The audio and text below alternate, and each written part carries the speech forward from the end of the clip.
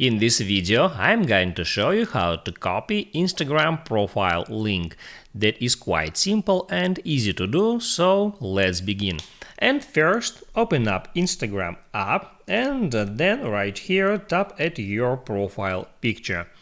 Then tap on Edit Profile, and here all you have to do is just tap there at username field, then double tap on username and select the whole username and then cut on copy to copy the username to your clipboard. You can build Instagram link with instagram.com/username, and in that way you can combine any usernames to create links to those profiles.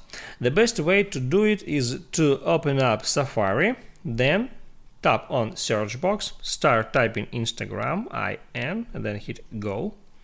And now right here you can tap on search field, then you have to delete a part after .com/, so I'll select that part, then remove it, and now I can hit there, then tap on paste to paste here my username, and now I got link to my Instagram profile. And in the same way, instead of your username, you can place here any username to get link to those profile. Now all you have to do is select all that link, then hit copy, and now you can share this link anywhere you want. You can send it to your friend via Messenger or use it in the way you want.